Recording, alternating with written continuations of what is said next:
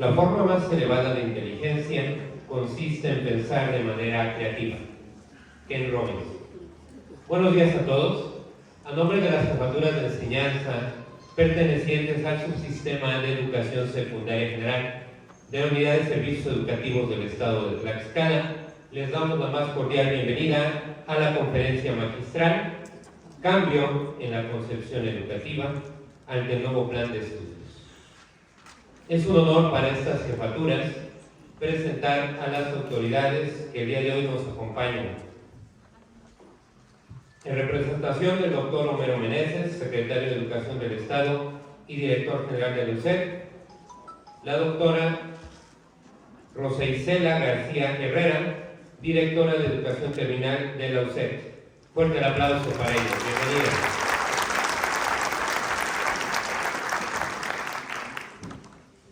En representación del maestro Rodolfo Morales Delgado, director de Educación Básica de la UCED, nos acompaña el maestro Eliud Pérez Delgado, coordinador académico de la Dirección de Educación Básica de la UCED.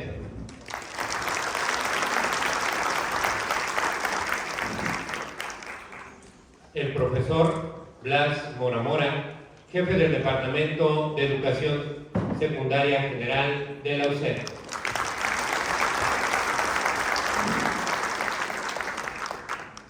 El profesor Gabriel Bernal Muñoz, coordinador de supervisores escolares del Departamento de Educación Secundaria General.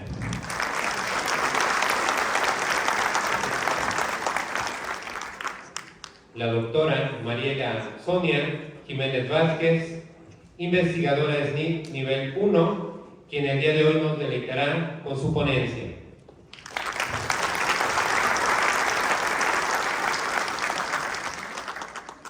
La doctora Rubí Flores Solís, coordinadora de las jefaturas de enseñanza del Departamento de Educación Secundaria General.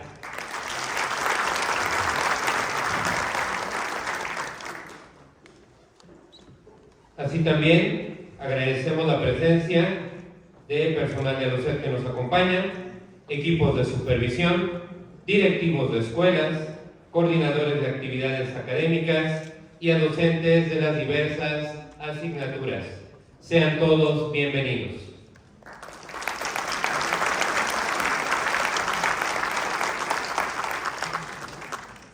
Una palabra y todo se pierde. Una palabra y todo se salva. André Breton. Palabras de bienvenida por el profesor Blas Mora Mora, jefe del Departamento de Educación Secundaria General. Recibámoslo con un caluroso aplauso.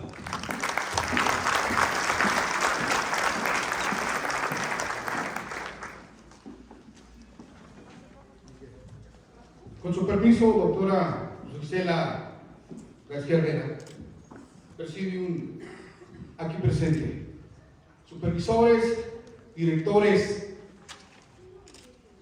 docentes de este subsistema de secundarias generales.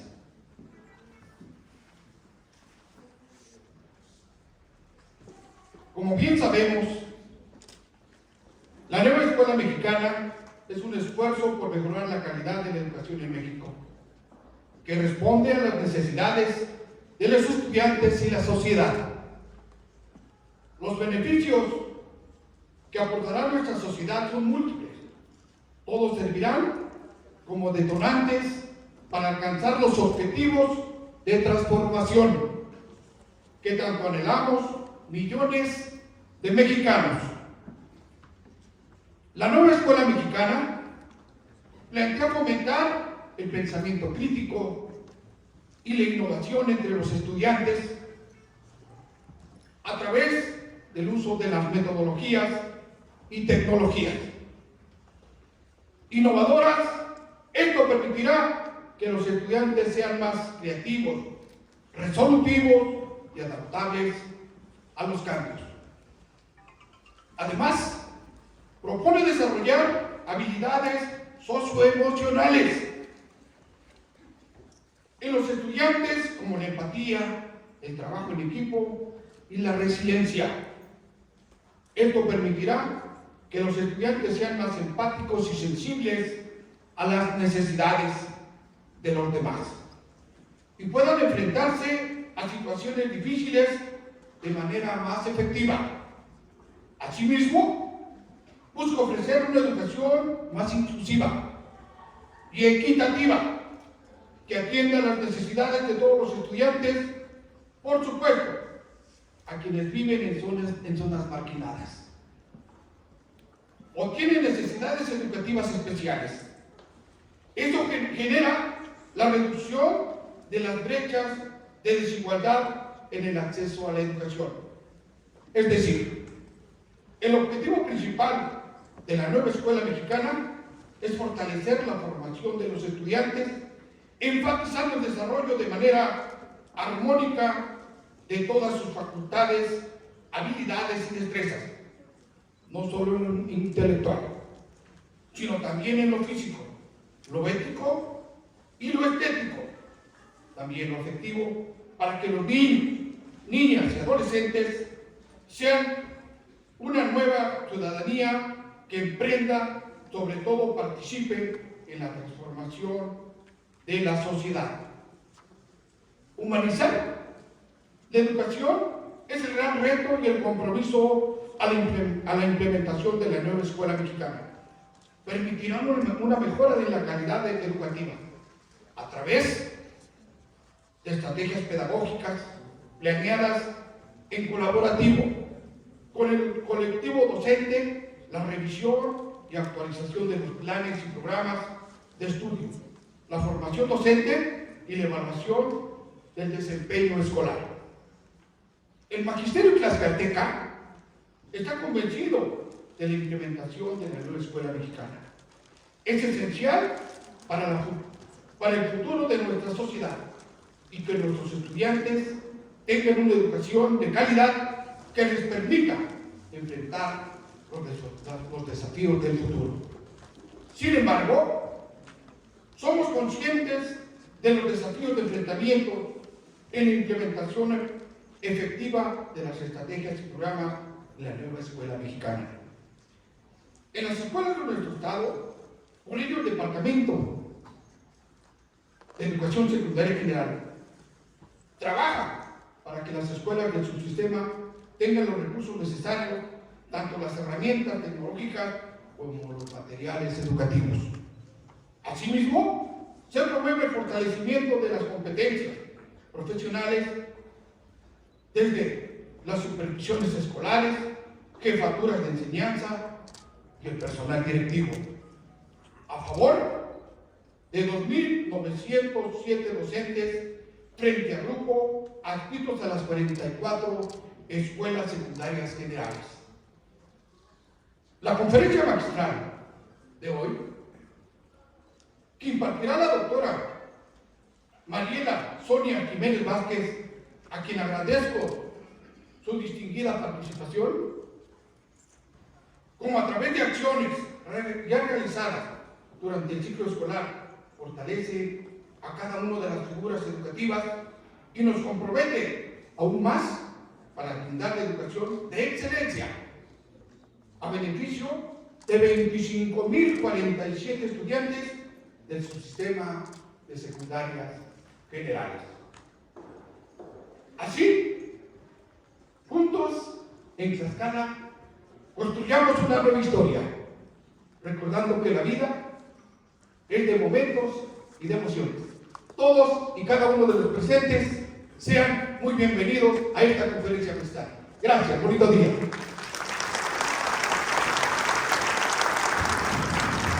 El aplauso para el profesor Blasco Ramona, jefe de nuestro Departamento de Educación Secundaria General. También nos acompaña en el presidium la maestra Cristina Flores Carrillo, subjefa técnico-pedagógica del Departamento de Educación Secundaria General. Un fuerte aplauso para ella.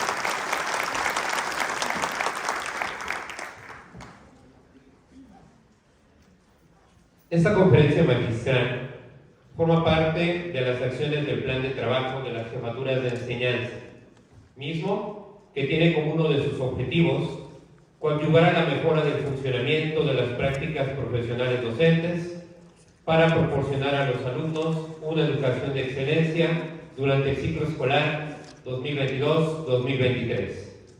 Por lo que hoy nos da mucho gusto que nos acompañen en la celebración de esta actividad. Para poder continuar, invitamos a las autoridades que nos acompañan en el presidium a que ocupen el espacio que tenemos reservado para ustedes en la primera fila de este teatro universitario.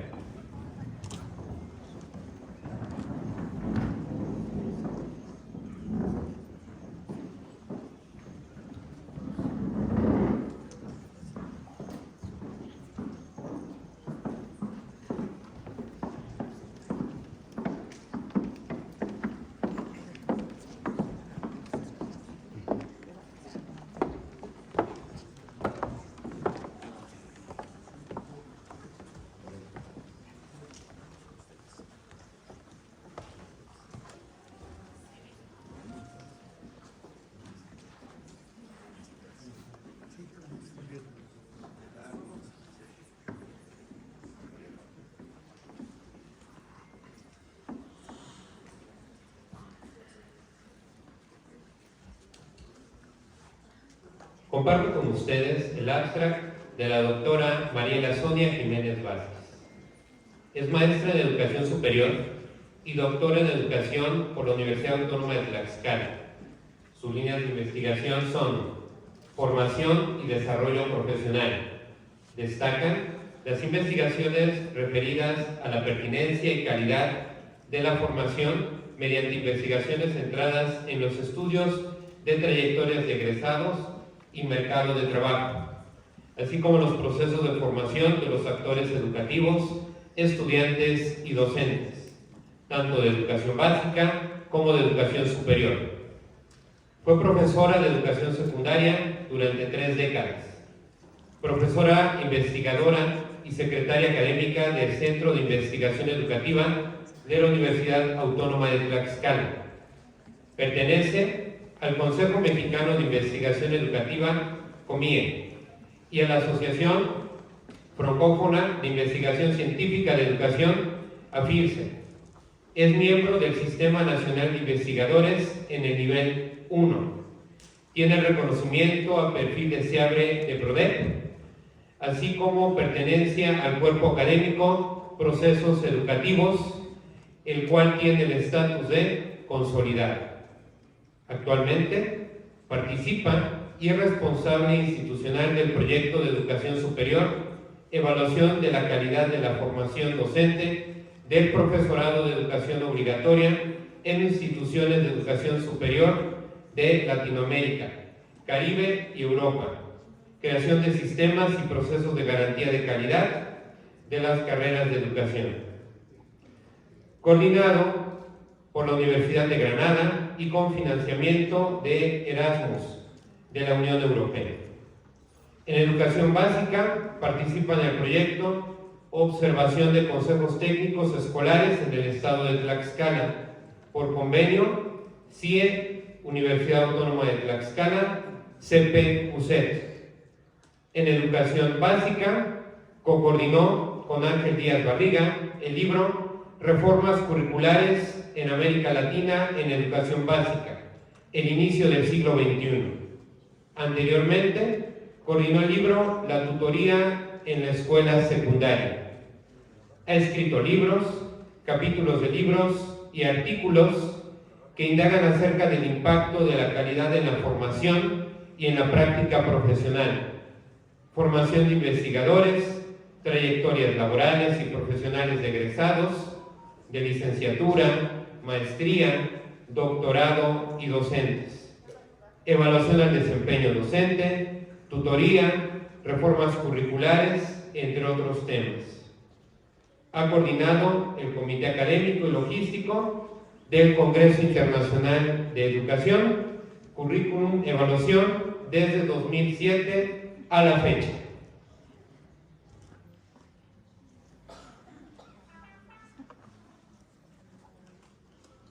Antes de dar inicio, es importante mencionar la mecánica para esta actividad. Durante el desarrollo de la ponencia, los asistentes podrán hacer llegar sus preguntas a través del código QR que les fue entregado durante el registro. Es importante corroborar que el código QR tenga la leyenda "Preguntas a ponentes" en la parte superior. Estas preguntas se las haremos llegar a nuestro ponente al término de la misma, en el espacio que se dará para preguntas y respuestas. El cambio no es solamente necesario en la vida, es la vida misma. Alvin Toffler. Damos inicio con la conferencia magistral. Queda con ustedes la doctora Mariela Sonia Jiménez Vázquez. Recibámosla con un fuerte y caluroso aplauso.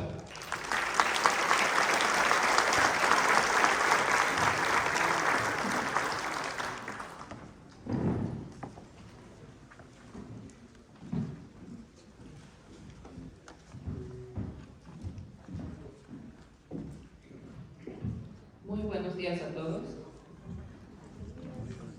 Para mí esta invitación es realmente un gusto. Tiene 4 años que yo ya no estoy trabajando en educación básica, pero es reencontrarme con muchos colegas, con muchos compañeros. Es un diálogo entre amigos, entre colegas. Realmente creo que este cambio en el plan de estudios trae situaciones muy distintas para lo que hemos vivido a partir de las reformas de modernización del 93, para los que ya teníamos un tiempo hacia atrás, ¿verdad? Para los docentes de nueva incorporación es una situación distinta, pero sí puede advertirse un gran cambio que nos implica un cambio de concepción ante este nuevo plan de estudios. Y bueno, para mí es realmente un gusto estar aquí con ustedes, ir comentando algunas cuestiones que observamos en este plan de estudios, esta nueva concepción que tiene, todas estas características que lo hacen distinto a lo que vivimos a partir de los planes de estudio, que se centran en precisamente lo que nosotros observamos en el libro este que se mencionó de reformas curriculares en educación básica en América Latina. El capítulo que escribimos el doctor Ángel y yo se llama precisamente la conformación de una pedagogía eficientista, ¿verdad? Que eso fue lo que hemos vivido a lo largo de casi 50 años. Y bueno, vamos a dar inicio.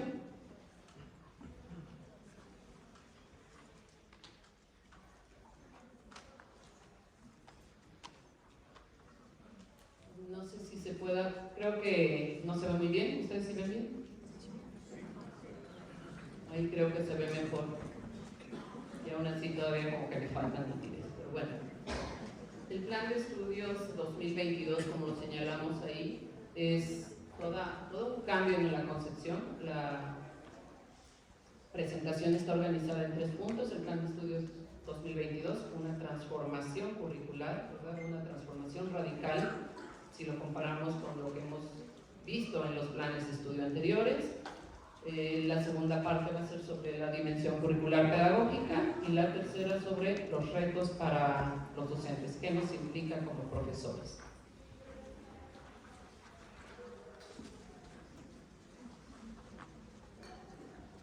Bueno, esta es solamente una frase que yo estoy retomando del plan de estudio 2022, pero que a mí me parece que es muy reveladora de todo lo que implica es asumir una concepción, es cambiar nuestra manera de ver la docencia.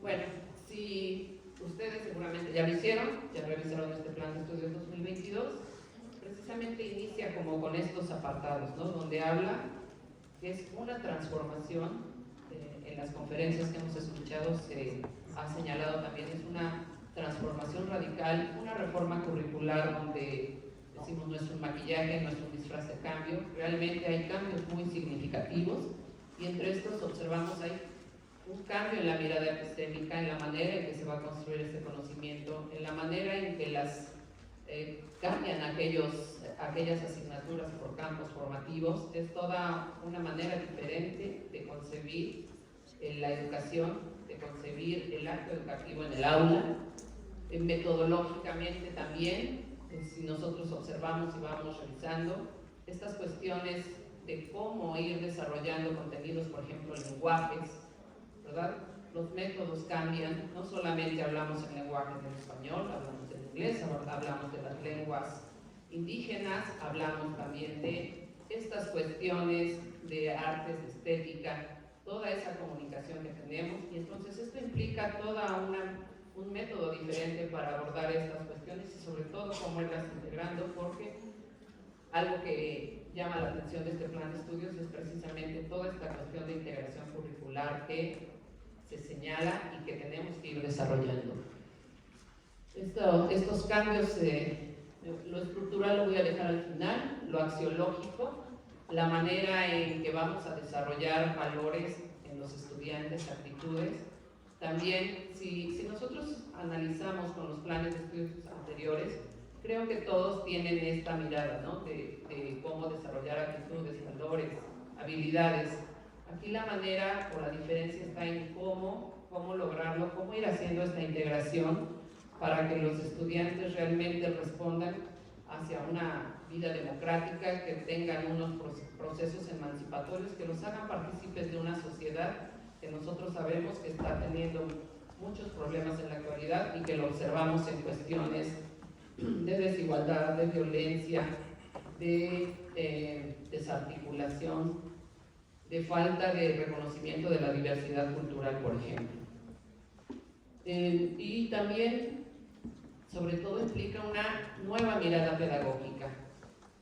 Los docentes, como lo señalábamos, estábamos muy acostumbrados a que nos dijeran todo lo que teníamos que hacer. Por ejemplo, los consejos técnicos escolares venían perfectamente organizados por minutos, casi por segundos, de qué teníamos que hacer.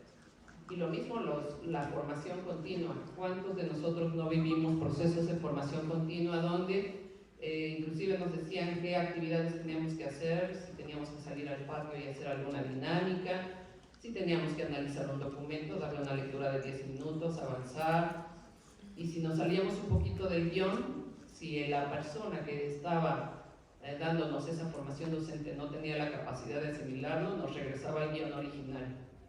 Y entonces muchos de nosotros nos sentimos frustrados en esas cuestiones que erróneamente se les llamaba capacitación docente, ¿no? Creo que tiene que ser una cuestión desde ahí un cambio hacia un concepto como formación docente. Y bueno, finalmente todo esto se refleja en las cuestiones estructurales que son coyunturales, que los observamos. Si nosotros analizamos, es decir, los que tenemos más tiempo en la educación, nunca habíamos visto algo como esto que se está proponiendo, de tener toda una cuestión muy radical, con muchos cambios, con muchas similitudes también, porque lo vamos a analizar. Hay cuestiones que no pueden desaparecer, que se van acompañando, pero aquí creo que la clave está en esa nueva mirada, ese nuevo cambio, esa concepción de lo que tenemos nosotros hacia el frente en este plan de estudios 2022. Bueno, aquí si nosotros analizamos un poquito estos cambios en el currículum, esto es algo que lo podemos ver, que les digo, a lo mejor algunos de nosotros lo recordamos, porque tenemos más tiempo en la educación, pero así se ha dado este tramo de, no se ve muy bien abajo, pero dice pedagogía eficientista, que aquí lo estoy marcando a partir de la modernización educativa en los 90, pero que inició mucho antes, ¿no? En la década de los 70 con los planes de estudios por áreas que teníamos anteriormente, donde a partir del 93 teníamos toda esta cuestión del aprendizaje significativo, donde quien nos marcaba la pauta era Auswell, ¿verdad? Donde nosotros trabajamos con mapas conceptuales, donde trabajamos muchísimo esta cuestión de las preguntas generadoras, y obviamente en todos estos planes de estudio algo que está presente es el desarrollo del pensamiento crítico. Creo que eso no ha cambiado, que tengamos alumnos reflexivos, que tengamos alumnos analíticos, lógicos, etc. Bueno, a partir del modelo por competencias, ¿verdad?, que inicia en 2004 con la educación preescolar, después con la educación primaria y con la educación secundaria, lo que nosotros le llamamos reforma integral de la educación básica, quienes lo vivimos en su momento en secundarias era la RIES, ¿verdad? La Reforma Integral de la Educación Secundaria, y este plan de estudios al que transitamos en 2011, que fue, a mí me pareció un intento, una cuestión muy necesaria en la educación, articular los tres niveles de educación, la educación preescolar, la educación secundaria, la educación primaria, que se dio en un orden a lo mejor que yo todavía a estas alturas no entiendo la lógica, porque primero fue preescolar, luego secundaria y al final cerró con primaria, pero así ocurrió. Y bueno, ahí si observamos entre las cuestiones de estrategias didácticas, seguíamos trabajando con normas conceptuales, con portafolios de evidencias, con rúbricas, y aquí aparecen elementos ya más aparentemente de una evaluación de tipo más formativo. Y bueno, en 2017 vino aparentemente un cambio, una ruptura, sabemos que fue un cambio de gobierno, ¿verdad? La articulación en la educación básica, si recuerdan, la vivimos entre los gobiernos de Vicente Fox Quesada y de Calderón. Entonces, de cierta manera hubo continuidad, no se rompió con lo que se tenía, pero a partir de 2017, con el gobierno de Peña Nieto, entramos a esta situación del nuevo modelo educativo, donde se hablaba de una educación para lograr la creatividad, donde cuando analizamos en su momento también en mesas de trabajo este modelo, observábamos que había aparentemente muchas rupturas. La principal fue transitar de competencias a aprendizajes clave, pero donde nunca se señaló en el documento, si nosotros lo revisamos, solamente se cambió, pero eran conceptos muy parecidos, solamente hubo esta cuestión como de cambiar el concepto, competencias, aprendizajes clave, pero prácticamente era lo mismo.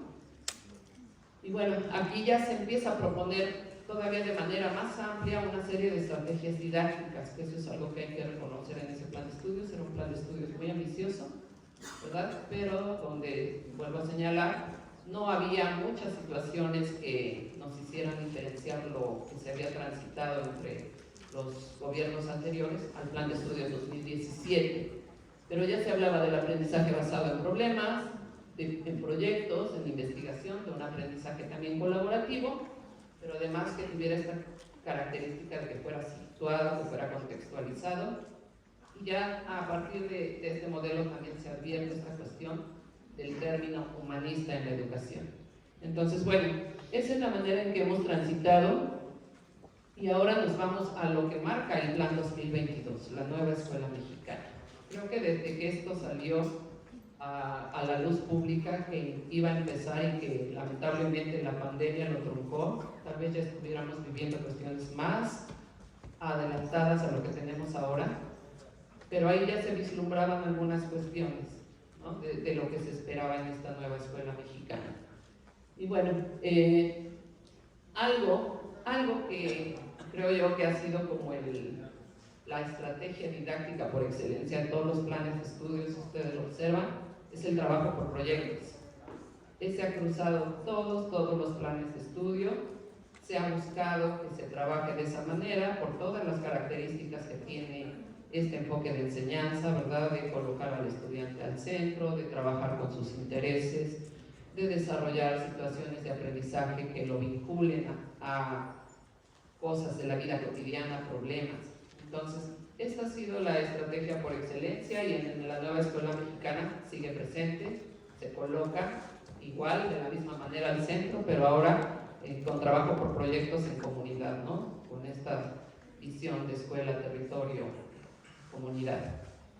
Y bueno, ahora estamos buscando también esta transición de una pedagogía eficientista que les decía duró 50 años, donde el profesor era como tenía una visión de lograr resultados desde una evaluación de la teoría de la medición, ¿verdad? Donde a lo mejor no importaba tanto los procesos, lo que importaban eran los números, a una pedagogía de tipo más crítico, donde el docente recupera su figura y ahora es él quien tiene que presentar muchas estrategias, el desarrollar pensamiento innovador, el recrear su docencia. Y bueno, y un elemento súper importante, si ustedes ya, como les decía, analizaron el plan de estudios, ahora no hablamos de competencias, no hablamos de aprendizajes clave, no hablamos de estándares de desempeño, son todas estas situaciones que surgieron a partir de las políticas de evaluación que fueron propugnadas en su momento por organismos internacionales y de los cuales todavía estuvimos viviéndolo hasta aproximadamente el 2017-18. Ahora, el plan de estudios lo que señala es el desarrollo de capacidades, ¿verdad? Capacidades entendidas como un conjunto de potencialidades que los alumnos tienen y que pueden desarrollar a lo largo de su formación. Y, sobre todo, que estas capacidades son impulsadas por los saberes, y los saberes entendidos como este conjunto de rasgos que normalmente nosotros manejamos, que son las habilidades, las actitudes, los conocimientos, los valores que los estudiantes construyen a lo largo de su educación, y en este caso de su educación básica. Y algo clave ahí es que este desarrollo de capacidades, este impulso de saberes, tiene que ver con una nueva mirada, con una nueva figura del docente, es decir, esto desde la autonomía del docente, entendido esto como un profesional de la educación que conoce su profesión, que tiene la capacidad de desarrollarla sin necesidad de que le digan exactamente qué es lo que tiene que hacer. Y aquí retomo mucho, yo creo que si ustedes han estado en conferencias del doctor Ángel, él siempre dice, por ejemplo, un médico no necesita que le digan qué tiene que hacer. Él hace un diagnóstico, él da un tratamiento, él lleva un seguimiento y absolutamente nadie le tiene que decir qué hacer, ¿no? Y nosotros nos vimos sumergidos en esto. 30 años, 40 años, 50, de estar cumpliendo todos aquellos preceptos establecidos en documentos oficiales, que obviamente tienen una razón de ser, tienen una lógica, pero que no daban un espacio de movilidad al docente para que desarrollara aquellas cuestiones que su capacidad profesional le permite y que además las desarrollamos. Siempre que estamos en el aula, nunca hay dos situaciones didácticas iguales. Uno puede transitar, por ejemplo, nosotros que estamos en secundaria, hay quienes tuvimos 4, 8, 12 grupos, ¿verdad? Y entramos a un salón y tenemos una situación de aprendizaje, tenemos una situación contextual también, y cambiamos al siguiente grupo y ya no es lo mismo. A lo mejor los alumnos tuvieron que salir al patio a hacer alguna actividad para un desfile, a lo mejor algún estudiante tuvo una situación problemática, y entonces esto nos cambia todo el contexto y tenemos esa capacidad de rehacer la actividad que estamos haciendo en el aula. Y a esto se refiere precisamente el plan de estudios, a no ceñirnos totalmente a lo que el plan dice. El plan de estudios obviamente es una serie de contenidos nacionales, pero que tienen que ser contextualizados, tienen que ser vivenciados en colegiado y reflejados en la planeación de los docentes, ¿no? De manera muy particular y única.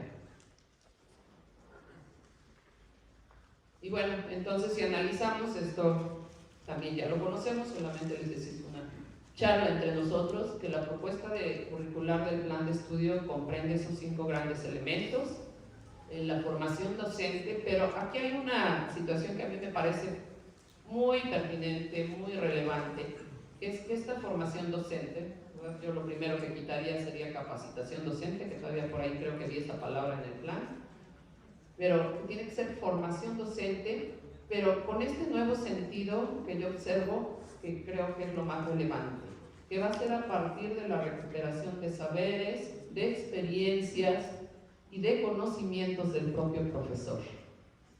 O sea, nunca habíamos vivido esto, ¿verdad? Que nos propusieran que íbamos a tener procesos de formación docente recuperando esto. Entonces, creo que esto es emblemático de este plan de estudios y creo que esto es una manera de recuperar esa autonomía que debe tener el docente como cualquier profesión la tiene. El otro punto son las estrategias nacionales, que evidentemente aquí es una serie de estrategias que atienden y se articulan con problemas, con cuestiones transversales como el género, como la equidad, como la migración, como el fomento a la lectura y a la escritura, y como algunas otras, ¿verdad? Otros programas que tienen que ver con esta atención, les decía, a problemas nacionales, que también de cierta manera están vinculados a estas cuestiones de los PRONACE, los Programas Nacionales Estratégicos, ¿verdad?, que están presentes en la educación superior, pero que también de cierta manera responden a los objetivos de la Agenda 2030, aunque también recuerdo muy bien que en una conferencia fue aquí el doctor Ángel también quien dijo, está bien que la UNESCO tenga sus objetivos, pero nosotros tendremos que proponer nuestros propios objetivos de acuerdo a nuestras realidades nacionales. Pero no podemos escapar, les decía, a esta situación de que todo esto corresponde a un entorno global, ¿verdad?, donde los problemas son globales, aunque claro, matizados por las cuestiones territoriales que tiene cada espacio en México, cada espacio geográfico no son iguales. Tenemos cuestiones urbanas, tenemos cuestiones semiurbanas o rurales, ¿verdad?, que le dan un contexto único a cada escuela. El plan de estudio señala eso, no hay dos escuelas iguales en México, cada una tiene sus propias necesidades. La otra es esta transformación administrativa y de gestión, que creo que también es muy necesaria, esta cuestión de los consejos técnicos escolares, su transformación que vivimos a partir de precisamente de este proyecto de acompañamiento que estamos realizando con los profesores desde la SEP y desde el Centro de Investigación Educativa, donde estamos acompañando el proceso de cómo se está desarrollando estos consejos técnicos escolares, cómo el colegiado está asumiendo este papel de ya no tener una directriz que les condicionaba toda la organización de la sesión, a proponer contenidos, a tener la libertad de decidir qué es lo más pertinente y conveniente para su institución. Entonces, esto ha sido también un parteaguas y algo que se explicita ahí, sí se explicita, pero todavía no se describe cómo, es esta disminución de carga administrativa que en ciertos momentos nos abrumó, ¿verdad? Todos los que somos profesores de secundaria, que son los que están aquí, vivimos, por ejemplo, toda esta cuestión de que nos pedían que el CISAR, que llenar para cada estudiante, qué tenía que hacer, ¿verdad? Cómo estaba en lectura, cómo estaba en escritura. Teníamos que dar, por ejemplo, también algunas cuestiones a aquellos estudiantes que tenían abajo de 7 de promedio, teníamos que explicar en qué estaban fallando uno por uno. Y yo me preguntaba, cuando un profesor tiene 12 grupos y 50 alumnos en cada uno, ¿cómo lo hace? Evidentemente esto tenía que ser maquillado, porque era imposible que en un periodo de evaluación pudiéramos externar una opinión muy específica para cada estudiante. Entonces creo que a partir del modelo 2017 esa situación de carga administrativa docente se exacerbó y dejamos de hacer cosas realmente importantes en el aula por cumplir cuestiones administrativas. Y creo que este es uno de los puntos que también tratan de modificarse en el Plan de Estudios 2022, que regresemos a nuestra esencia, que es la de enseñar, la de estar en el salón de clases, la de atender a los estudiantes. Y bueno, el codiseño, creo que esta es una de las situaciones que ha permeado más en los profesores, que es lo que ha tenido, creo que, más dificultades, ¿verdad?, más dudas, más interrogantes, porque precisamente nos salimos de nuestro estatus de comodidad, donde nos decían qué hacer, ¿verdad?, que nos daban el formato y teníamos solamente que llenarlo, a esta situación actual donde nosotros tenemos que proponer. Ya lo vivimos un poco con la autonomía curricular en el Plan de Estudios 2017. Ahí fue un cambio abrupto, ¿verdad? Muchos de nosotros sufrimos cuando nos dijeron, tienen que diseñar clubes, tienen que diseñar cómo van a desarrollar actividades con sus estudiantes. Pero no solamente era esa cuestión, era también, por ejemplo, cómo compaginar toda esta autonomía docente con las condiciones estructurales de las escuelas. Lo que se proponía, vimos que no era viable en las aulas, en los espacios, no podíamos hacer coincidir, por ejemplo, en un grupo de estudiantes de primero, segundo y tercero de secundaria, era muy complejo, era muy difícil. Entonces fue una autonomía, podríamos decir, como un tanto restringida, ¿verdad? Se hacía lo que se podía, se proponían contenidos, aunque les diré que hubo propuestas muy interesantes. Fue un periodo muy corto, fue un año, ¿verdad? Al siguiente año ya se modificó, fue de manera diferente cuando entró el plan de estudios de la nueva, bueno, no el plan de estudios, sino los preceptos de la nueva escuela mexicana. Hubo un cambio aquí, pero fue una primera experiencia como de autonomía curricular, donde el profesor podía proponer contenidos. Y bueno, ahí nos dimos cuenta que nos hacían falta muchas cosas, ¿no? Sobre todo creo que esa libertad, esa capacidad de crear contenidos. Y bueno, este codiseño entonces se entiende que tiene que ser contextualizado, ¿verdad? Tiene que surgir de una serie de contenidos nacionales que ya están establecidos, pero que tienen que dialogarse en colectivo, como lo decía el profesor que nos antecedió. Se tiene que trabajar en colectivo, tienen que salir propuestas desde los consejos técnicos escolares, tienen que atender a las necesidades de la escuela, de la comunidad, de los propios estudiantes, y entonces hacerse a partir de un diseño único. Evidentemente, si no hay dos escuelas iguales, tampoco va a haber dos programas analíticos iguales, ¿verdad? Cada quien va a tener características propias de acuerdo a todos estos elementos. Y bueno, y el plan y programas de estudio, que es donde nos vamos a concentrar mayormente.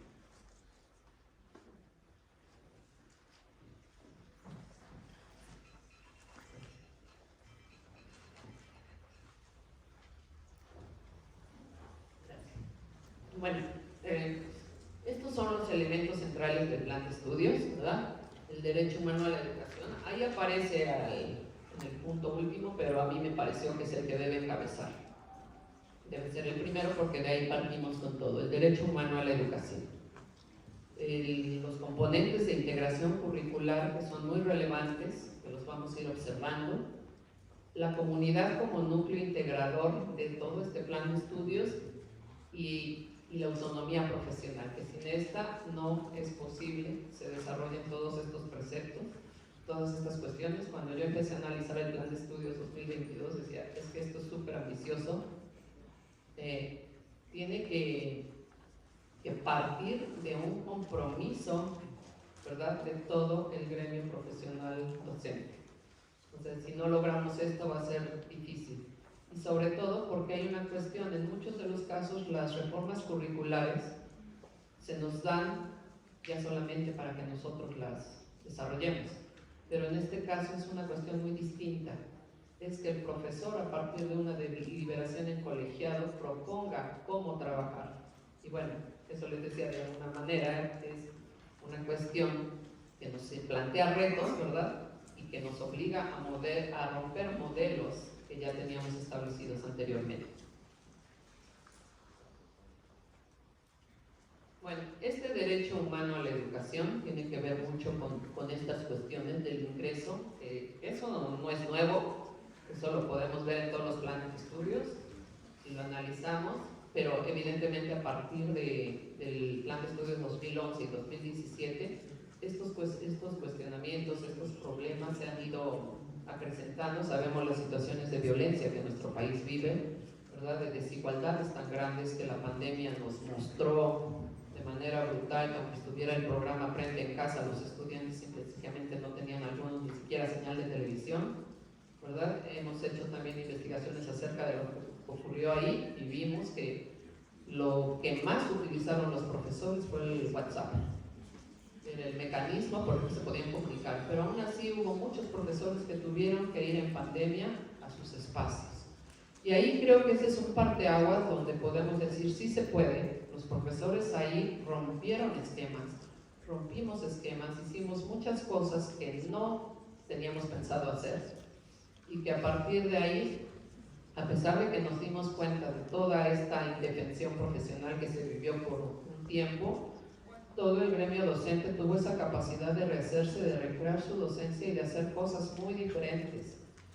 Y que además creo yo que otro de los elementos que esta pandemia dejó es que nos dimos cuenta que los profesores se acercaron muchísimo más a sus estudiantes, ¿verdad? Hubo profesores que, por ejemplo, un grupo de primaria lo tuvieron que dividir en 2 o 3 turnos porque no los podían ver en pantalla, ¿no? Y decían, yo puedo ver a lo mejor 10, 12 estudiantes y prefiero hacer 3 turnos. Estoy recordando una entrevista con una profesora que tenía unas gemelas, igual de primaria, y decía, es que yo me tenía que partir en 1000 para atender la casa, para atender a mis hijas y para poder ver a todos mis estudiantes. Me decía ella, yo iniciaba mi primera clase de 8 a 10, la segunda de 10 a 12, paraba, hacía comida, atendía a mis hijas y después la última la tenía creo que de 4 a 6, ¿no? Y para un solo grupo de primaria. No me puedo imaginar en secundaria cómo se daba todo esto.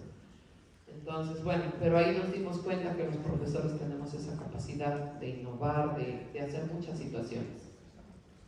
Y bueno, entonces nos dimos cuenta de estas condiciones de inequidad, ¿verdad? De falta de inclusión y además de igualdad. O sea, la pandemia nos dio como una mirada, podríamos decir, brutal de todo lo que ocurre en México y que no lo habíamos visualizado con tanta claridad como con este acontecimiento.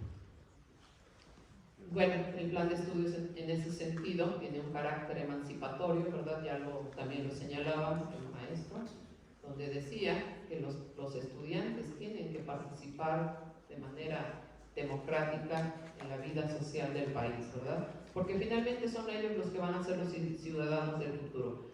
Ellos van a ser los que en 10, 15 años sean los que nos dirijan, ¿verdad? Los que dirijan al país, los que sean profesionales, los que atiendan oficios, porque no sabemos que no todos van a llegar a una carrera profesional, pero que lo que hagan, lo hagan bien y lo hagan de una manera realmente de preparación derivada de esta formación para la vida, que también no es nueva en el Plan de Estudios 2022, también se hablaba de esto en 2017, pero realmente la diferencia, como decimos, está en la manera de cómo se está proponiendo que esto se logre.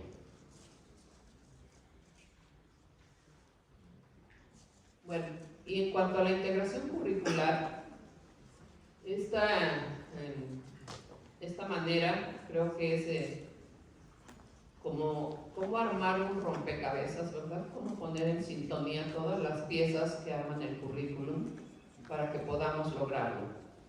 Y bueno, está obviamente el perfil de egreso como punto de partida, ¿verdad? Tenemos ya ahí una serie de rasgos. Decimos también, si analizamos los perfiles de egreso a lo largo de los distintos planes de estudio, seguramente no habrá muchas diferencias, aunque evidentemente también hay cambios. Pero ese perfil de egreso está buscándose que se cumpla a partir de toda esta integración de elementos curriculares, como son esta cuestión de los grados escolares, ¿verdad? A partir de fases. Sabemos que tenemos la educación inicial como una fase, el preescolar como otra fase, la educación primaria con 3 fases y la educación secundaria con otra fase más. En total tenemos 6 fases, ¿verdad? Que no significa, como en algún momento se señaló, que se quitaban los grados escolares y que las fases se iban a trabajar de otra manera. No, más bien estos son como espacios curriculares que buscan que el estudiante tenga y dé mayor sentido a lo que se propone como propósitos formativos para cada uno de estos espacios. Obviamente, este sí es un cambio sustancial, creo que es el más relevante para todos nosotros, que transitamos de asignaturas a campos formativos, ¿verdad? Se reducen a 4, esos campos formativos tienen que ver con la formación integrada. En algún momento alguien, no recuerdo qué compañero decía, es que lo integral a mí no me gusta, me recuerda como al pan integral, ¿no? Que tiene de todo. Y decía, yo prefiero la palabra integración. Entonces tiene que ver con una formación integrada del estudiante, donde él tenga precisamente esa capacidad de desarrollar todas sus potencialidades, donde esto se refleje en estos saberes a partir de sus conocimientos, de sus actitudes, de sus valores. Y bueno, y sabemos que aquí el punto nodal, ¿verdad?, es la integración del trabajo curricular a la comunidad con este concepto que les decía que estamos viviendo de escuela, territorio, comunidad, o escuela, comunidad, territorio, ¿verdad? Como una comunidad donde la escuela está inmersa, que tiene también sus propias problemáticas, sus propias experiencias, y que se convierte en un punto de encuentro entre todos los actores educativos y que implica que los docentes, ¿verdad?, encuentren esa vinculación entre lo que se hace en la escuela con lo que se hace en la comunidad y que además les permita seguir desarrollando tradiciones, conservar lengua, cultura, y que esto se ve y lo hemos visto más en experiencias, sobre todo en comunidades rurales, pero que también se decía, las comunidades urbanas, claro que también tienen las posibilidades de desarrollar este tipo de trabajo. Entonces creo que esa es una de las situaciones de mayor reto para nosotros como profesores.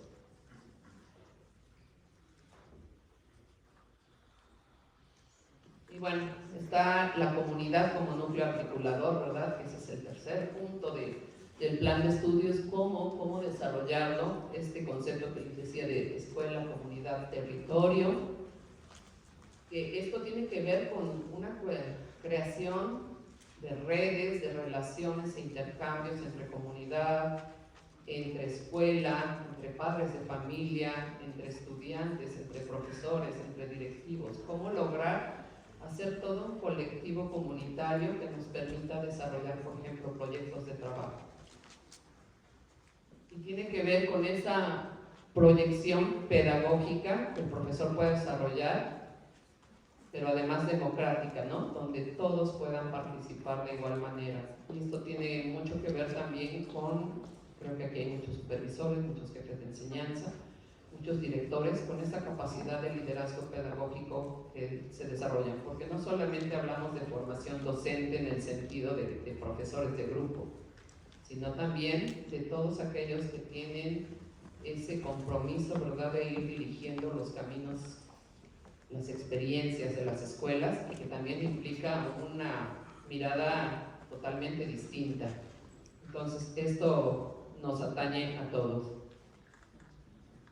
Y ese compromiso de reciprocidad y cuidado mutuo, ¿no? La escuela, cómo se proyecta hacia la comunidad, cómo apoya en el rescate de tradiciones, cómo soluciona problemas que a lo mejor tienen una visión desde esta comunidad escolar, pero también cómo la comunidad se relaciona con la escuela y la ve, ¿verdad?, como un elemento más en el que además sus hijos se forman, y que entonces en este sentido hay un compromiso mutuo de conservación y de cuidado. Y bueno, esto vamos viendo que tiene que ver con esta cuestión de lo que nos implica, estos cambios en la concepción educativa, que tienen que ver con, de primera mirada, los cambios en las formas de enseñar, ¿no? Esto tiene que ver mucho con una cuestión pedagógica, con una cuestión didáctica. Los espacios, ya no solamente el aula, ¿verdad?, sino que cualquier espacio puede ser un lugar donde el estudiante pueda desarrollarse y donde pueda tomar clases, ¿verdad? Lo hemos visto, puede ser en un jardín, puede ser en el centro de la comunidad, puede ser en el salón, en el aula de medios, en el laboratorio. Los materiales también tenemos que reconfigurar en cómo puedo enseñar en estas cuestiones que hemos estado haciendo de observaciones de consejos técnicos escolares. A mí me ha tocado estar en Ixtenco y realmente obviamente son grupos de primaria y el profesor solamente atiende ese grupo, pero es impresionante ver la cantidad de material didáctico que tienen los profesores para vivenciar con sus estudiantes. O sea, me ha dejado realmente muy sorprendida, muy gratamente sorprendida. Las formas de evaluación, aquí sí tenemos que hacer una disrupción total con lo que nosotros teníamos como mecanismo de control, ¿verdad?, donde el punto nodal era la eficiencia de los resultados, qué tanto logramos que nuestros estudiantes pasen en PISA en los distintos niveles, que siempre era la misma decepción de observar que no pasábamos del nivel 1 y 2, ¿verdad?, que muy poquititos alumnos alcanzaban los niveles más altos. Y bueno, evidentemente esto tiene que ver con las condiciones homogéneas en que se hace esta evaluación a nivel internacional y que no tiene que ver nada con las condiciones que tiene cada escuela. La vida de las escuelas, pero además la participación de las familias, ¿no? Todos estos son elementos que se tienen que reconfigurar y reacomodar en esta visión de la escuela como parte integral de su vinculación con la comunidad. Y bueno, creo que aquí es la parte que más en este momento nos mueve a nosotros, la autonomía profesional. O sea, ¿qué vamos a entender por esa autonomía profesional? Si observamos el recorrido que hicimos de los planes de estudio, pues anteriormente, ¿verdad?, el profesor dominaba de manera ideal, porque así lo decía el plan de estudios, que dominaba diversas técnicas de forma eficiente para cumplir indicadores. O sea, esa era nuestra visión, un profesor basado en la pedagogía eficientista. Buenas estrategias, buenos resultados. Que prescribía los contenidos de su materia, los objetivos, que fueran también competencias o aprendizajes clave, a enseñar de acuerdo con la planeación y la evaluación previamente establecidas, por ejemplo. Pero esta visión nos colocó, ¿verdad?, en una situación, si ustedes observan y lo recordamos, de indefensión laboral en 2015. En 2015 fuimos vulnerados, fuimos militarizados para cumplir con una evaluación docente, y al que no la cumplía, ¿verdad?, era un total mecanismo de control punitivo, donde entonces estabas en riesgo tu trabajo docente. Y también nos dimos cuenta de esto en 2019, un momento de indefensión profesional ocasionado por la pandemia, porque de repente nos vimos sin salón de clases y ¿qué hacemos, no? Hubo quienes no tenían ni celular, hubo quienes no tenían computadora o quienes no la sabían manejar. Entonces tuvo que haber un mecanismo de rehacerse como docente. Entonces, bueno, esto nos da una mirada de que entonces esa autonomía profesional es muy necesaria. Yo creo que tendría que convertirse como en el eje de nuestro trabajo en el aula. Y bueno, actualmente, si ustedes observan, entonces se asume su capacidad de agencia, ¿no?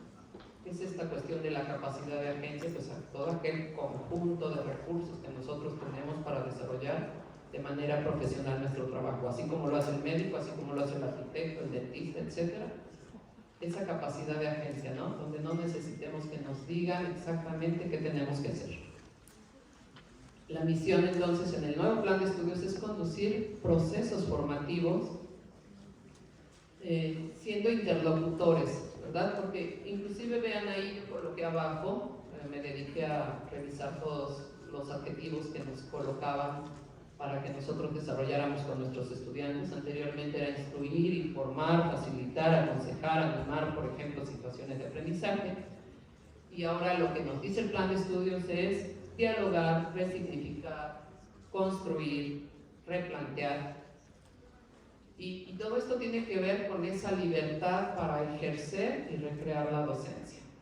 Pero entonces, en ese sentido, los primeros que tenemos que creernos esto somos nosotros, ¿verdad? Tenemos que saber que tenemos ahora esa posibilidad y que eso nos va a dar tanto autonomía laboral como profesional.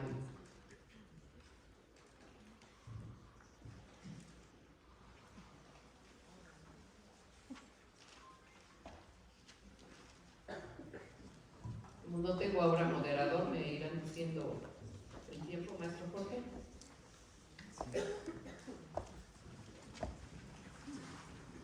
Creo que llevamos alrededor de 45 minutos. ¿Cuánto queda? ¿Unos 20 minutos? Sí. Bueno, entonces, bueno, esto tiene que ver con cómo mirar esta dimensión curricular pedagógica.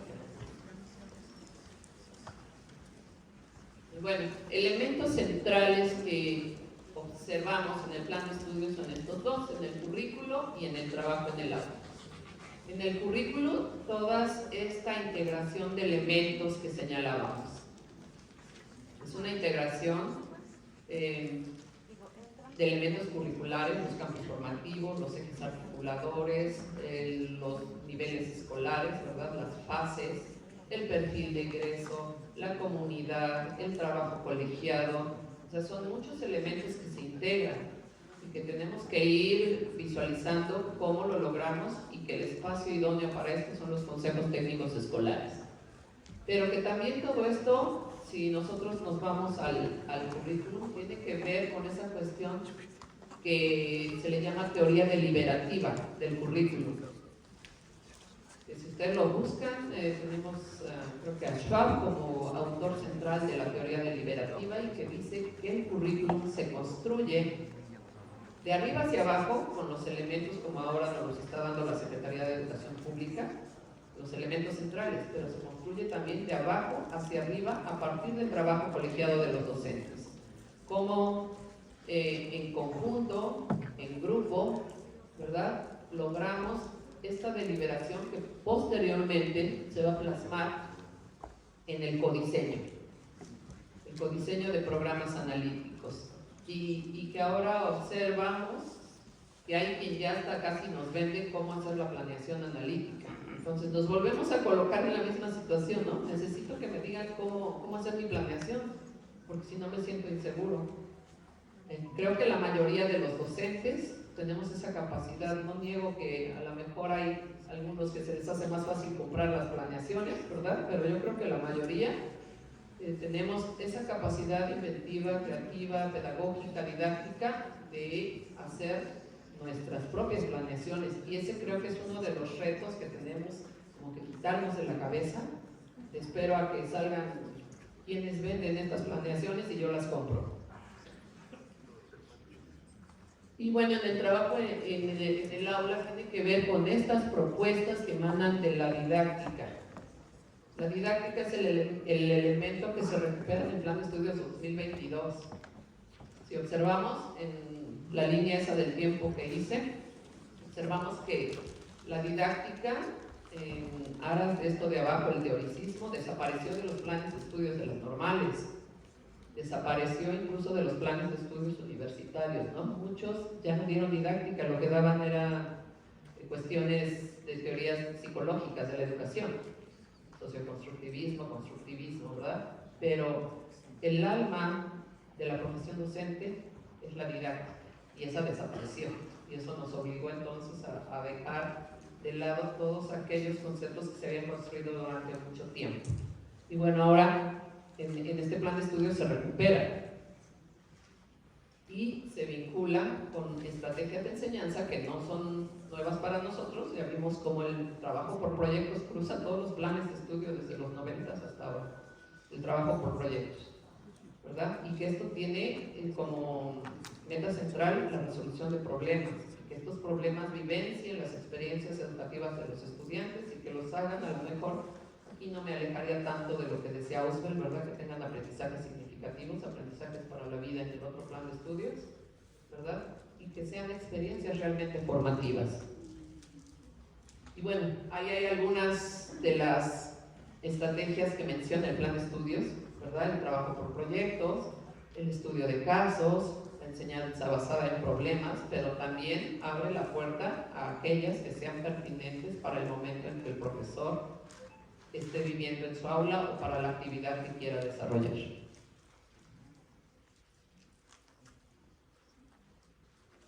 Y bueno, en esta cuestión aquí de cómo lograr esta integración, ¿verdad?, de todos estos elementos, evidentemente está el Consejo Técnico Escolar como un espacio de diálogo entre docentes, entre directivos, en el que se analizan las necesidades de la escuela y de la comunidad, ¿verdad? Ese es el punto nodal ahora de los consejos técnicos escolares, y que se hacen propuestas, ¿verdad?, de temas, de proyectos que sean pertinentes para la comunidad en la búsqueda precisamente de esa integración curricular, que se construye a partir de la deliberación entre colegas, del liderazgo compartido. Hemos visto en los consejos técnicos escolares experiencias muy bonitas donde no solamente son los directores los que dirigen, sino también aquellos profesores que se posicionan y manejan adecuadamente esta visión ya del Plan de Estudios 2022 y hacen propuestas realmente interesantes. Y bueno, todo esto nos tiene que llevar a una toma de decisiones. Y bueno, aquí creo que es conveniente hacer una distinción entre lo que es el programa analítico y el programa sintético, ¿verdad?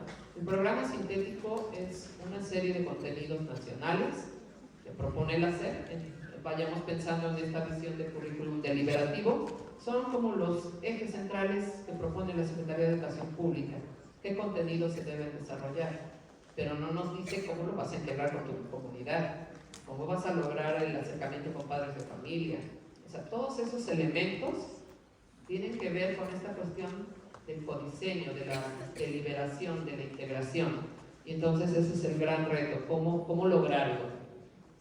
Entonces, bueno, ya vimos, el programa analítico es un proceso de apropiación, de articulación y contextualización, que yo lo veo que se tiene que desarrollar desde dos posiciones. La del colectivo docente, pero evidentemente yo no voy a poder hacer todo en colectivo. También tengo que tomar mis propias decisiones personales, ¿verdad? Y entonces esa es una segunda etapa como profesor. Por ejemplo, yo trabajé química muchos años, física o biología, cómo abordo los contenidos de mi materia. Y ahí tengo que hacer mi propia deliberación conmigo, mi propia planeación didáctica, que a lo mejor la comparto en el Consejo Técnico Escolar, pero que la última palabra la tengo yo. Y bueno, entonces, a nivel micro tenemos esta cuestión de los contenidos locales por escuela, de lo que se espera a partir de este codiseño y de la planeación, como les decía, al final aterriza en cada uno de nosotros, la planeación didáctica del docente.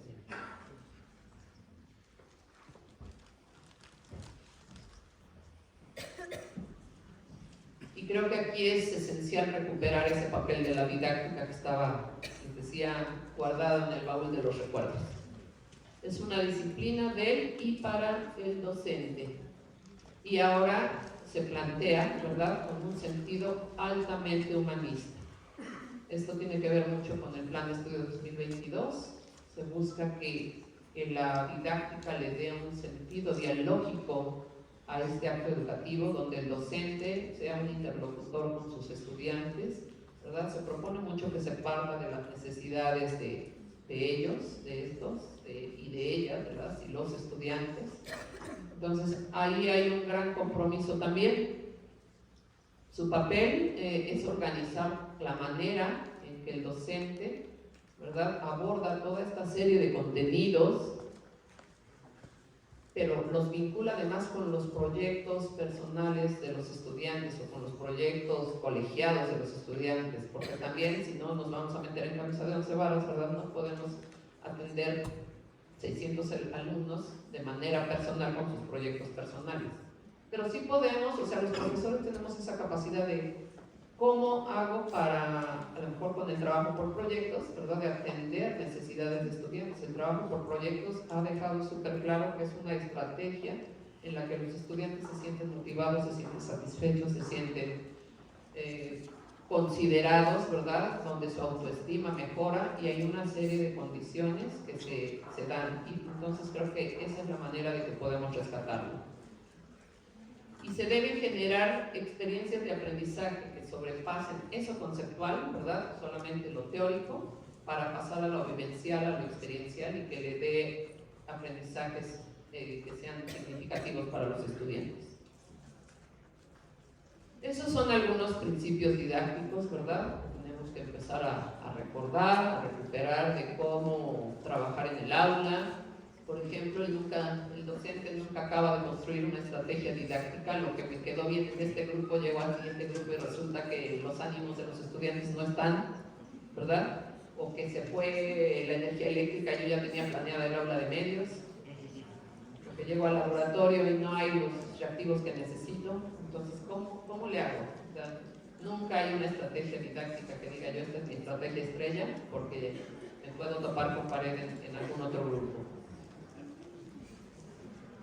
Que la educación es un encuentro, ya lo dijimos, altamente humano, es humanista por excelencia, que el aprendizaje implica interacción entre pares, entre el docente y los estudiantes, ¿verdad?, entre los padres de familia, ahora lo vemos entre la comunidad, etc.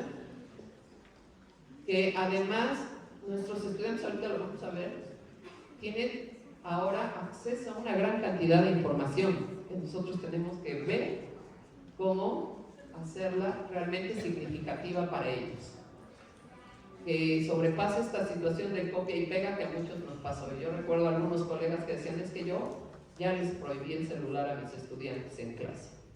Imagínense lo que es prohibir un celular a estas alturas. O sea, de cualquier manera ellos lo van a estar sacando, ¿verdad? Nos volteamos y ya lo tienen en la mano. Entonces más bien es cómo convierto el celular en una estrategia de trabajo que me apoye. Por ejemplo, cuando nosotros estábamos, yo estoy recordando ahora alguna situación de clase, de repente preguntaban algo y si yo no lo sabía, a ver, no me lo sé, pero lo buscamos, a ver, ¿quién encuentra primero la respuesta? ¿No? Y ahí hacer un diálogo entre estudiantes. Creo que en cuestiones tecnológicas ellos nos sobrepasan a nosotros ahora. Bueno, no los voy a leer todos, pero sí tiene que ver con establecer relaciones de horizontalidad entre los docentes y los estudiantes, ¿verdad? En que tiene que haber diálogo, en que hay que reconocer esa convergencia de múltiples cuestiones en un solo acto pedagógico. Y bueno, son todas estas cuestiones de la didáctica que nos tienen que hacer reflexionar. ¿Cómo integro lo de esta mirada curricular con los principios didácticos? Y bueno, hay algo también que es muy importante. Yo recuerdo que alguna vez el doctor Ángel me preguntó, ahora están trabajando por competencias, ¿qué harías si quitaran el concepto de competencias? Eso es lo que estamos viviendo ahora, ¿no? Ahora ya estamos por capacidades. ¿Qué haríamos? O sea, cuestionemos, ¿qué haríamos? Creo que ni dejamos de lado toda la experiencia que ya tenemos, ¿verdad? O sea, si analizamos nuestras clases, siempre recuperamos elementos que nos funcionan. Entonces, no es que hagamos un divorcio, ahora estoy por competencias, ya me voy a aprendizajes clave y dejo todo atrás. Ni siquiera las mismas reformas curriculares lo hacen, ¿verdad? Más bien es recuperar. Tampoco creo que es lógico que dejemos totalmente la clase que va centrada en el profesor. Hay contenidos disciplinares que se tienen que explicar, ¿verdad? Que después puede venir una segunda etapa donde ahora pongo a los estudiantes a que lo practiquen, pero tenemos que hacer ese análisis y precisamente Snyder, con la teoría del péndulo, nos dice, ¿verdad? Que no hay mejores enseñanzas, que no hay mejores estrategias, que más bien es encontrar como el equilibrio entre lo que queremos hacer y cómo lo vamos a hacer. Entonces, no divorciarnos totalmente del enfoque centrado en el profesor, porque en ciertos momentos hace falta, pero obviamente, evidentemente, esto tiene que ver con un enfoque mucho más centrado en el alumno y ahora lo vemos en la comunidad. Pero cómo, como profesores, logramos este equilibrio entre elementos que nos dé la mejor estrategia didáctica para ese momento. Y bueno, entonces aquí recuperamos esto, tenemos libertad para recrear la docencia, creo que ese es el gran aporte del Plan de Estudios 2022, ¿verdad? No descartar ningún modelo por sí mismo, ¿verdad? Más bien recuperar, como decíamos, lo que nos sirva, estudiar lo que cada modelo nos aporta con sus limitaciones contextuales e históricas, ¿verdad? Creo que no es descabellado. Estaba viendo una página que se llama ya Inteligencia Artificial y se llama Comenio. Aunque dije ahí, creo que es todo un riesgo, ¿no? Porque ya con esta inteligencia artificial podemos pedir muchas cosas, pero evidentemente es volvernos a negar la posibilidad de hacer las cuestiones por nosotros mismos. Entonces, de Comenio pues se siguen recuperando muchas cosas, es un didacta de hace cuántos siglos, ¿no? Entonces, ¿qué de cada uno de estos autores podemos retomar que nos aporte a determinada secuencia didáctica que queramos establecer? Y en ese sentido, construir una didáctica de síntesis, dice ahí, no de confusión, ¿verdad? O sea, ¿cómo amalgamo todos estos conceptos que me permitan establecer situaciones didácticas retadoras para mis estudiantes? ¿Verdad? Y por ejemplo, ahí dice, un profesor que domina sus contenidos tiene libertad para plantear situaciones de aprendizaje, que eso es algo importante también. Lo didáctico es esencial, pero nuestro manejo disciplinar es el otro punto de soporte para la actividad docente. Y voy a tratar de irme muy rápido, son algunos retos. Esta cuestión de nuestros estudiantes. ¿Quiénes son nuestros estudiantes? Son nativos digitales, porque les decía. Ellos nos dan la vuelta, 2 vueltas, 3 vueltas con cuestiones tecnológicas, ¿verdad? Todo lo que no sabemos les preguntamos a ellos, ¿cómo le hago? ¿Cómo me meto aquí? ¿Cómo hago esto? ¿Cómo descargo? ¿Cómo? Etcétera. Ellos son ya de la generación alfa, los estudiantes que tenemos ahora en secundaria son generación alfa, ¿verdad? Anteriormente teníamos a la generación Z, Pero los que tenemos ahora, bueno, viendo los distintos tránsitos de la educación básica, están entre generación Z y generación alfa. Son multitarea, ¿verdad? Ellos, si no los pescamos con atención, en un momento están con el celular. O sea, esos son multitareas, tienen atención dispersa. Nacieron en esta era tecnológica, vemos los chiquitos, los bebés, ¿no? Ya están con el celular y entran y salen y aunque no sepan leer.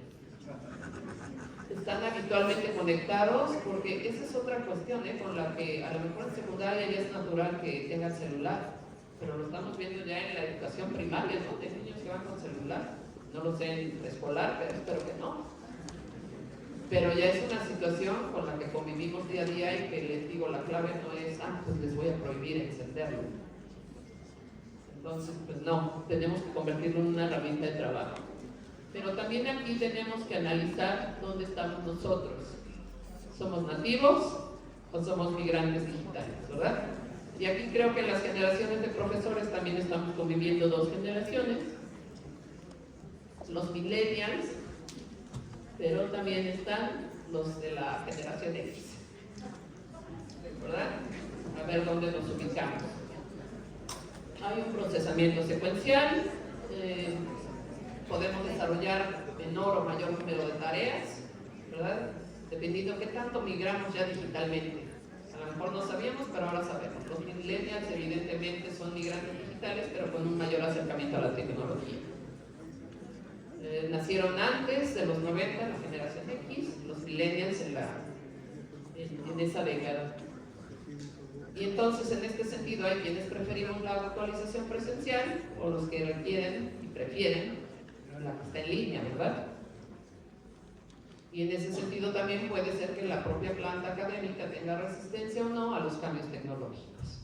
Entonces, ahí son puntos para analizar quiénes son nuestros estudiantes, quiénes somos nosotros, qué necesitamos. Y bueno, en ese sentido tenemos que aprender a crear ambientes de aprendizaje mediados por las tecnologías, pero haciendo esa gran distinción que son herramientas, no fines, ¿verdad? No les podemos dejar también al estudiante la computadora y hace esto y a ver cómo lo haces y ni lo reviso y copió y pegó. Yo quería esto y ahí está. Pero hubo acto educativo, aprendieron algo, dejamos de lado nuestra tarea docente y nos pusimos a hacer otra cosa y ellos los dejamos solos. ¿Cómo estamos aprovechando estos medios digitales para que ellos aprendan, ¿no? Para que, decíamos, sean instrumentos, pero no sean la finalidad? Imagínense con esto de la inteligencia artificial que ahora está tan fuerte, que al rato digan, pues ya no van a necesitar profesores, porque yo le pido a la inteligencia artificial que les ponga actividades que les dé la clase. Y creo que esto no es posible, ¿no? Nunca va a sobrepasar una máquina o este tipo de programas el contacto humano. Eso nos dimos cuenta en la pandemia, que lo que más nos hizo falta fue el contacto humano.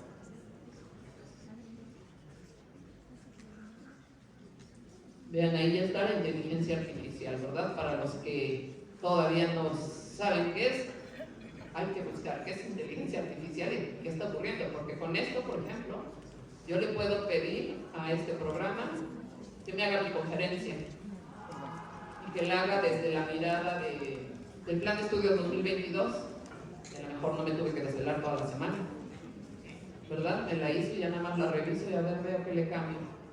Pero les digo, creo que ese no es el sentido. Y entonces ahí pues debemos tener mucha precaución porque eso va a ocurrir con los alumnos. O sea, ellos van a ir 5 pasos adelante de nosotros y si ahorita no sabemos nosotros qué es la inteligencia artificial, ellos ya lo saben.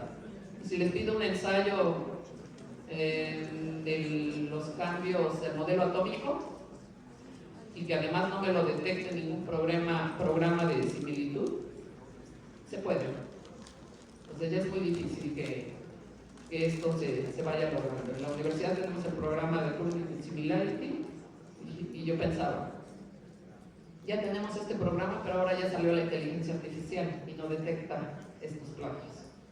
Pues sí, ya ahora Turnitin ya también está detectando estos plagios, pero solo en inglés, no en español. Entonces vean, vamos en una carrera, ¿verdad?, contra los avances tecnológicos, que no nos coman. Entonces tenemos que ir viendo cómo vamos creando estas condiciones para que además logremos que nuestros estudiantes tengan un sentido ético en el manejo de la información, ¿verdad? Que ellos logren y desarrollen esta capacidad de preferir analizar la información y no que se las analice un programa de inteligencia artificial. Ese es un reto y creo que es algo que tenemos que ir desarrollando.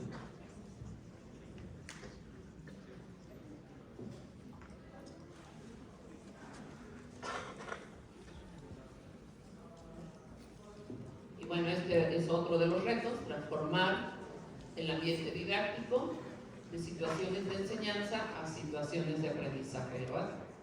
Lo que comentábamos, donde no el papel central sea siempre el profesor, a lo mejor esa sea la apertura de la clase, pero que después se convierta en situaciones de aprendizaje, donde, ya lo dijimos, el alumno viva situaciones contextualizadas que le permitan relacionar los contenidos con esas experiencias, que le permitan proponer solución a problemas.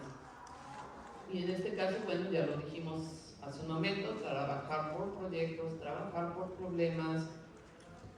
Hay que también buscar esta situación de la enseñanza globalizada que viene del plan de estudios, ¿verdad? Quienes ya buscaron que es enseñanza globalizada. Entonces son todas estas situaciones que nos van a permitir ir diseñando estas actividades.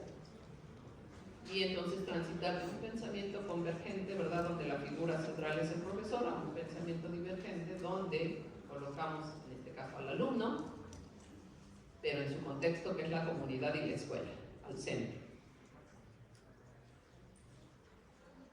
Y este es otro de los retos súper grandes, porque nos tenemos que quitar de la cabeza el chip de que hasta, yo creo que ustedes lo recordarán, de repente las editoriales sacaron hasta libritos para que los estudiantes rellenaran circulitos, ¿verdad? O sea, dedicábamos tiempo a preparar a los alumnos para los exámenes de PISA o de Planea. Les digo, y las editoriales sacaron esta cuestión de rellenar círculos. Yo vi alguna vez la oferta, ¿no?, de estos cuadernillos. Hasta había un apartado de cómo rellenar los circulitos para no salirse. Entonces, creo que aquí es, creo que la parte también mucho más radical, porque es cambiar de una evaluación que fue, como decíamos, condicionada por los organismos internacionales, por el Banco Mundial, por la UNESCO, donde nos decían, inclusive si ustedes leyeron el documento, decía, por ejemplo, qué tipo de profesor teníamos que contratar. Y desde ahí se planeó casi toda esta situación de la evaluación del desempeño docente con los resultados nefastos que tuvimos en 2015. Entonces, ¿cómo cambiar esta mirada que además el profesor era el responsable absoluto de todos los resultados, ¿verdad? ¿Cómo cambiar esta mirada de una evaluación eficientista centrada en la teoría de la medición, en los resultados, a una evaluación de tipo formativo, a una evaluación donde el profesor tiene que tener como mirada cómo transformo a ese estudiante, ¿verdad? Cómo lo formo, pero que además tiene que partir de una cuestión de evaluación diagnóstica, donde a lo mejor ahora lo que hacemos es recuperar evidencias de cómo el estudiante está transformando su aprendizaje. Evidentemente no nos vamos a poder escapar de un número al final, ¿verdad? Eso creo que es muy complejo. Pero sí de cómo, a lo mejor considerando otros rasgos, ¿verdad?, puedo yo otorgar una evaluación que sea formativa para el estudiante, que lo haga reflexionar. Creo que eso es lo más importante, que el estudiante reflexione sobre su propio aprendizaje. Entonces creo que una herramienta muy importante es que generemos autoevaluación en los estudiantes, o sea, que ellos transiten de solamente obtener la nota a qué aprendo, qué es lo que quiero. Y creo que ahí serían bien poquitos estudiantes los que en este momento tuvieran como esa mirada. Y la tarea de nosotros es cómo lograr que sean más estudiantes los que reflexionen sobre su aprendizaje. Y bueno, nosotros lo vimos, ¿no? Cómo se privilegiaba, por ejemplo, lo vimos desde los 90, el trabajo por proyectos, pero los exámenes siempre eran de pregunta de opción múltiple. Entonces, realmente nunca se trabajó en aras de una evaluación de tipo formativo, ¿no? Y ahora ese es nuestro reto. Cómo evaluar, por ejemplo, a partir del trabajo por proyectos, cómo evaluar para que el estudiante reflexione, cómo evaluar para que el estudiante se dé cuenta de carencias de aprendizaje y estas lo obliguen a buscarlas, a subsanarlas. Bueno, ya para ir cerrando, el trabajo por proyectos, ¿verdad? Que es una vinculación con la comunidad. Aparece como núcleo central del plan de estudios. Debe propiciar una vinculación teoría-práctica, donde les digo es esencial que a lo mejor en algún momento el profesor asuma la clase expositiva, pero después viene la vinculación con la práctica, cómo lo hacemos, donde se articulen todos estos rasgos de los saberes, los conocimientos, las actitudes, los valores, pero que los articule en un entorno real. Y también que proporcione, que eso es súper importante, un sentido social. O sea, tenemos que ir desarrollando estudiantes éticos, justos, ¿verdad? Que tengan una mirada de equidad, de inclusión, de respeto a la diversidad cultural, sexual, tecnológica, etc. ¿Cómo hacerlo? Entonces, creo que el plan de estudios tiene muy bien pensado esto. Es un plan de estudios con una tendencia a desarrollar un sentido social en las futuras generaciones. Y bueno, ya conocemos el trabajo por proyectos, ¿verdad? Establecer una serie de pasos a seguir, una planificación de la actividad, un desarrollo, una evaluación o valoración de los logros, una difusión, porque no se difunde, es como si no existiera. Entonces es toda una serie de pasos. Y que ahora, les decía, el gran cambio es que tiene que estar centrado en la comunidad. Bueno, aquí yo puse un ejemplo que recupero de la escuela de Ixtenco. Yo estoy yendo a la escuela Vini Manandi Yumú en Ixtenco. Les digo, es una escuela primaria donde me di cuenta que el Consejo Técnico Escolar funciona muy bien por dos cosas: por el liderazgo pedagógico que hay, pero también porque es una escuela pequeña, ¿verdad? Cuestión con la que batallamos en las escuelas secundarias, que a veces somos 50, 60, 70 y es complejo, pero tenemos que encontrar las estrategias.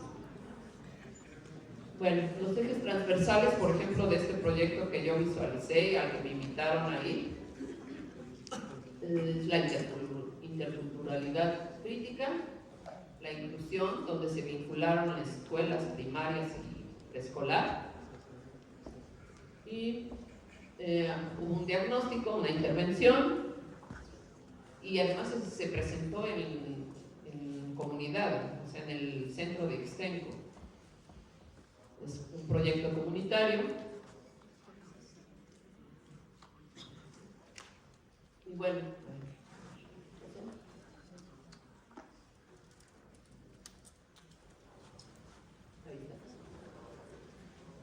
¿Cómo establecer un proyecto de este tipo, ¿no? Por ejemplo, ellos hicieron este proyecto comunitario para celebrar el Día Mundial de los Grupos Indígenas, me parece, algo así.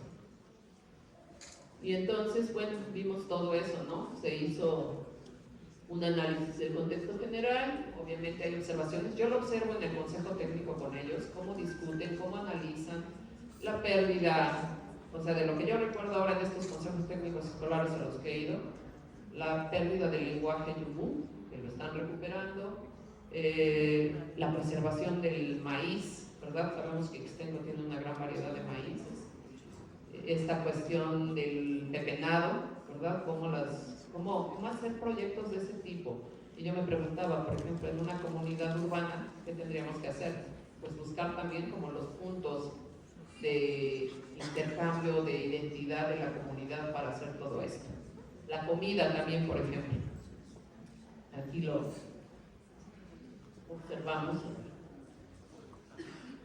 No sé si alcancen a distinguir, pero ahí están los niños haciendo una danza, ¿verdad? Creo que era la danza del atole agrio, pero además ahí está la comida que prepararon, ¿no? El mole, no recuerdo ahora el nombre, las tortillas, el atole agrio, todo esto, ¿no? Cómo se prepara y se da.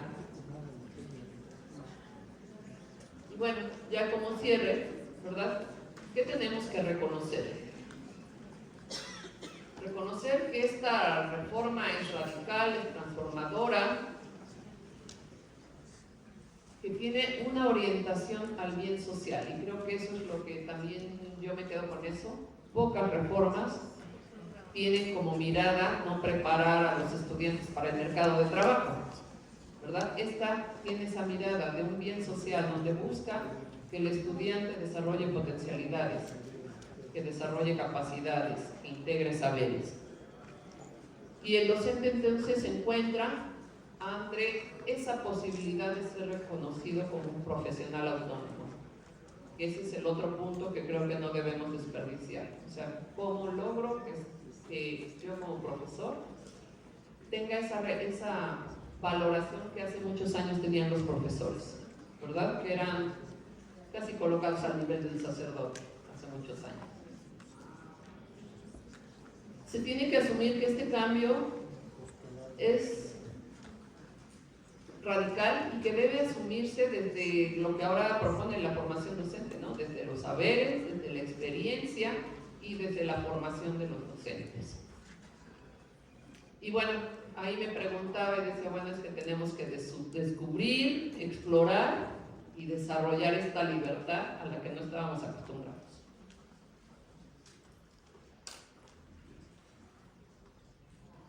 También tenemos que transitar de una didáctica frontal a una didáctica de trabajo en grupo, ¿verdad?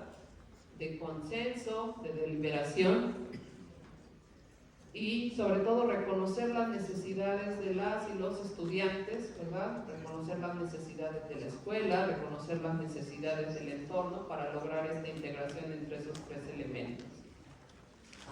Tenemos que desarrollar esa capacidad de planear por problemas, de decidir situaciones didácticas de acuerdo a las características contextuales de un grupo en ese momento y a evaluar formativamente. Y bueno, y finalmente asumir que nuestros estudiantes tienen perfiles diversos, ¿verdad? Tanto tecnológicos, sociales, culturales, socioeconómicos, sexuales, ¿verdad? Que ese creo que también es un parteaguas en lo que ahora observamos con nuestros estudiantes. Y entonces, ¿cómo nosotros como profesores podemos ir desarrollando una formación armónica, integrada en ellos y que sean ciudadanos emancipatorios, ¿verdad? Democráticos y que estén con esa capacidad de enfrentar a la vida, así como nos los piden a nosotros, desde una capacidad de agencia que ellos también la tengan. Bueno, pues muchas gracias.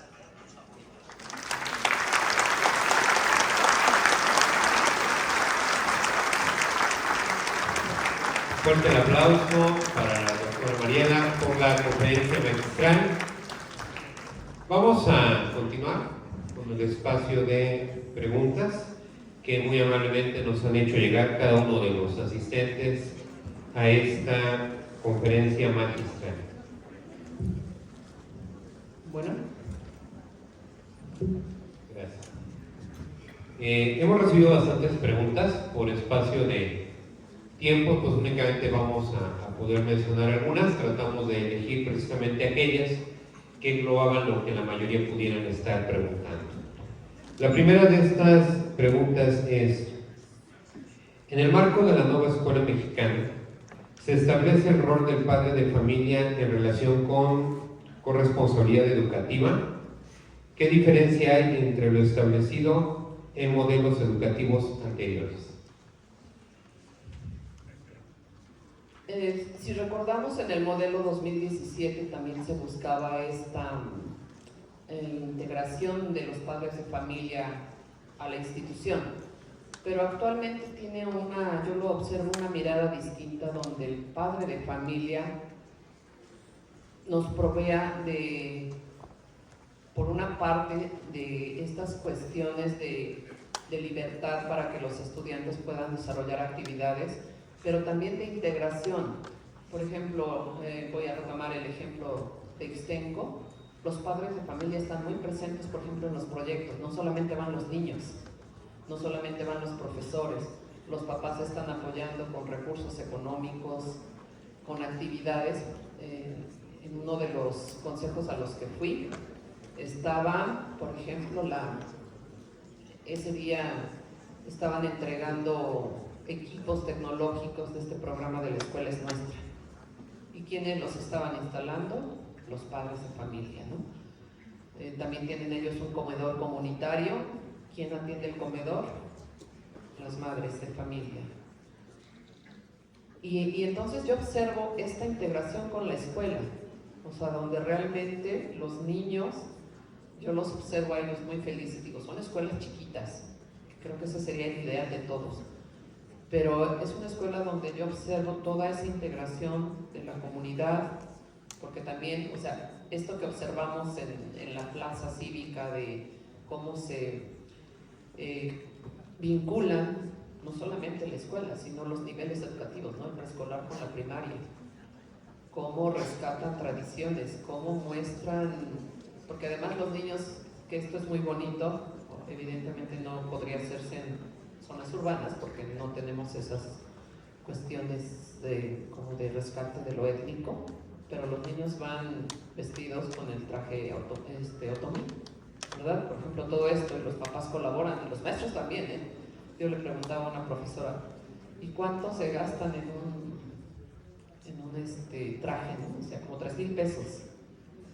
Y decía, híjole, es un gasto fuerte, ¿no? Pero ellos están muy contentos de hacerlo. Y los papás también van con la ropa, entonces a mí me ha parecido muy bonito. Dije, creo que elegí una escuela que me está dejando muchas enseñanzas de cómo trabajar los proyectos de manera integral. Y ese es el papel de los padres de familia. No solamente ir a defender, por ejemplo, que nos pasaba muchas veces, ¿no? Cuando los papás van porque un estudiante no tiene las calificaciones adecuadas, obviamente por muchas cuestiones, ¿verdad? Y van en plan como más de reclamo que de aportación. Y creo que esa es la gran diferencia, que nosotros tenemos que buscar estrategias como docentes, como directivos, de cómo integrar a los padres de familia desde ese papel, pues como de tipo más formativo, más colaborativo. Gracias. Siguiente pregunta. ¿Cómo sugiere evaluar por proyectos? ¿Cuánto tiempo manejar el trabajo por proyectos? ¿Se tiene que planear por cada grado y grupo? ¿No será más carga administrativa? El trabajo por proyectos, por ejemplo, nosotros en secundaria lo hicimos en algún momento, cuando teníamos esto de la ruta de mejora escolar, si lo recuerdan. En la escuela lo hacíamos por grado, por academia de grado, y hacíamos un proyecto, por ejemplo, el Día de Muertos, ¿no? Y desde todas las áreas nosotros trabajábamos diferentes contenidos. Yo desde química, por ejemplo, analizábamos por el método de proyectos la composición de los elementos químicos de la ofrenda, pero en español, por ejemplo, se dedicaban a hacer calaveras literarias. En matemáticas hacían como gráficas y cálculos de los costos de lo que se erogaba en una festividad de ese tipo. Historia y civismo se unían para hacer toda una secuencia histórica de la tradición del Día de Muertos desde lo prehispánico hasta lo colonial y lo actual, ¿no? Entonces, en artes y educación física también se unían para hacer un proyecto de demostraciones artísticas, obras de teatro de Día de Muertos. Entonces, ese día se vivía en la escuela muy bonito, muy bonito.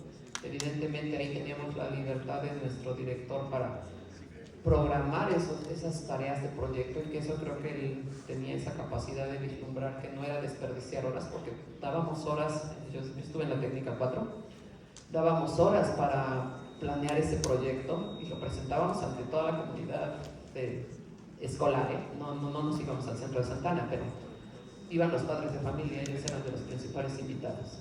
Entonces, desde ahí vivíamos esa cuestión de trabajo por proyectos, y sí requiere de mucho compromiso, sí, muchísimo compromiso, y de mucho consenso entre profesores, porque si a alguno no le gustaba era un problema. Entonces, pues este plan de estudios es un reto y bien grande para lograr esta integración del trabajo por proyectos, porque va a tener que ser, creo yo, desde cada quien como profesor. Por ejemplo, yo en química tenía un proyecto al final de cada bimestre. Ahora podría hacerse así, pero también un proyecto comunitario que se haga en una fecha especial, ¿no? Y sí requiere más tiempo, requiere más compromiso, requiere más organización, pero también, pues, creo que tiene que ser resultado de una suma de voluntades. Gracias. Siguiente pregunta. ¿Cuál es la diferencia o similitud entre el enfoque PISA y la nueva escuela mexicana? No hay ninguna, son totalmente distintos, ¿no? O sea, yo no sé si se van a seguir aplicando, no tengo claridad, las pruebas PISA, pero esa es una de las principales críticas, ¿no? Que PISA es una prueba que homogeneiza condiciones, ¿verdad?, de países europeos con países latinoamericanos, y parece que ahí siempre quedamos al final, ¿verdad? Pero que no hay distinciones precisamente entre los recursos, entre los tiempos, entre las situaciones contextuales que viven. O sea, no podemos comparar un país europeo con México, con tantas regiones diversas, ¿no? Entonces, creo que ahí hay una ruptura total. O sea, se está confrontando lo que les decía, que es una evaluación centrada en la medición, ¿verdad?, con resultados homogeneizantes, con proponer algo propio, algo que responda a las características contextuales, sociodemográficas de cada escuela, de cada, como lo dice ahí, escuela, comunidad, territorio. Entonces, tiene que ser totalmente diferente. Porque esa era una crítica que yo hacía en el modelo 2017. Decía, proponen el trabajo por proyectos, que ¿cómo lo calificábamos? Ahora recuerdo que preguntaron eso. Nosotros hacíamos una rúbrica para calificar el proyecto, pero además no solo por ejemplo, ese proyecto que les comento que le llamábamos proyecto integrador, no solamente lo calificaba yo, los profesores también lo calificaban, éramos todos. También se los dábamos a los estudiantes, que ellos solo se calificaran, o sea, hacíamos un proceso de autoevaluación. Y también hacíamos encuestas de opinión con los padres de familia y con los estudiantes, ¿no? Y ahí veíamos muchas cuestiones positivas, pero sí se lleva su tiempo. Entonces, sí tiene que ser una visión totalmente diferente. Recuerden, ahora es una evaluación formativa que tiene que partir de un diagnóstico y que tiene como intención que los estudiantes reflexionen sobre su propio aprendizaje. Eso nunca lo habíamos visto. O sea, nosotros lo que nos interesaba era que los estudiantes estuvieran de 8 para arriba, ¿no? ¿Cómo le hacen? No lo sé. Pero en la realidad nos dábamos cuenta que no, que la mayoría estaba hacia abajo. Entonces, es una ruptura total, es un cambio epistémico de la evaluación, ¿no? Más a una cuestión de observar cómo podemos lograr que esta integración entre alumno, sociedad, lo lleve a una mirada distinta. Gracias. Siguiente pregunta. ¿Cuánto y qué debe cambiar en el Consejo Técnico Escolar para la mejora de los proyectos propuestos por cada campo formativo? ¿Cuánto y qué debe cambiar? Pues cambió todo, ¿eh? O sea, de entrada les digo, ya el no tener, y yo lo observaba, ¿no? El no tener esta cuestión de la guía que me decía minuto a minuto qué iba a hacer, ¿verdad? De repente yo lo que observo es que los profesores, porque fui como a 2 consejos diferentes, no solamente fui al de Ixtenco. Ahí les digo que la ventaja es que es una escuela chiquita, caben todos en una mesa como esta, ¿no? Más chiquita que esta. Pero en una escuela grande de 70, 80 personas, que inclusive no hay aula donde quepan, ¿verdad? Es muy diferente. Entonces, ¿qué tiene que cambiar? Todo. O sea, primero asumir, como les decía, esta concepción de que ya no es el consejo de antes, donde ya no me van a decir qué hago. Y esto tiene mucho que ver con la capacidad de quien lleva el Consejo Técnico Escolar. Es el que principalmente debe imbuirse en todo esto y cómo desarrollar estrategias de trabajo con mis docentes que los lleven a proponer, a consensar, a deliberar, ¿verdad? Para obtener finalmente resultados que nos lleven a lo que nos está proponiendo el nuevo plan de estudios 2022. Entonces es un cambio total en la estructura del Consejo Técnico y por eso lo estamos observando, para saber cómo están desarrollándolo los profesores. Y les digo, nos encontramos con experiencias pues muy interesantes. Ok, muchas gracias. Con esto concluimos la etapa de preguntas y respuestas. Brindemos nuevamente un fuerte aplauso a la doctora Mariela, que el día de hoy nos ha realizado con esta conferencia magistral. Para continuar, invito nuevamente a nuestras autoridades que nos acompañan a ocupar un lugar en el presidio.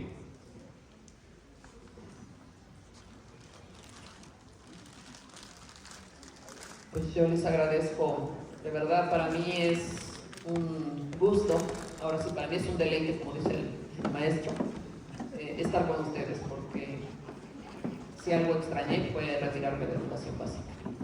Creo que era lo que le daba más sentido a mi trabajo docente.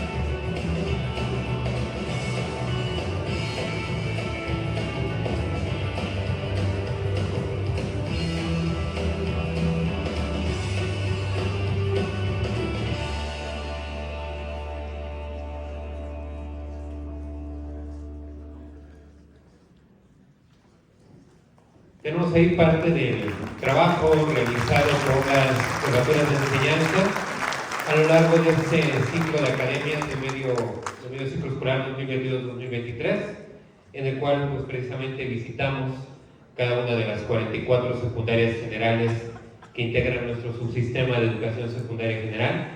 Atendimos a 1.841 docentes, personal directivo, directores, subdirectores, coordinadores de actividades académicas y así también al personal de supervisión que nos acompañó en cada una de estas sedes. Es importante reconocer ese trabajo que hemos venido realizando y precisamente el día de hoy concluimos este trabajo con esta conferencia magistral.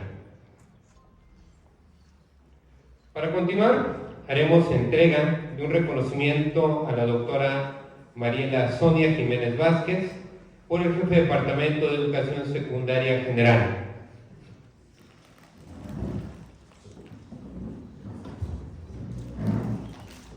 Este documento menciona lo siguiente: la Dirección de Educación Básica, CPUCET, y el Departamento de Educación Secundaria General otorgan el presente reconocimiento a la doctora Mariela Sonia Jiménez Vázquez por su destacada conferencia magistral Cambio en la concepción educativa ante el nuevo plan de estudios. Firman el profesor Rodolfo Morales Delgado, director de Educación Básica, CPUCET, y el profesor Blas Mora Mora, jefe del Departamento de Educación Secundaria General. Tlaxcala, Tlax, a 18 de abril de 2023.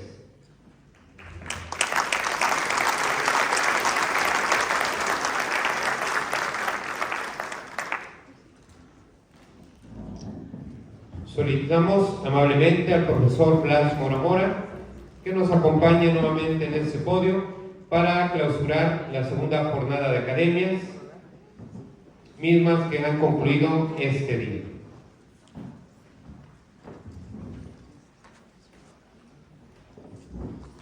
Antes de clausurar este magno evento, quiero que le brindemos un aplauso y reconocimiento a la doctora Mariela Sonia Jiménez Vázquez por esta conferencia magistral. Un fuerte aplauso, por favor.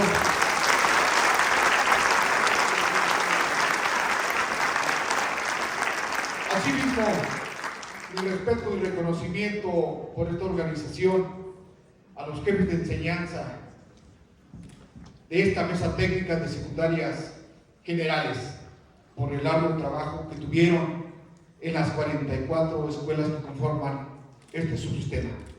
Mi respeto y reconocimiento, maestro. Gracias.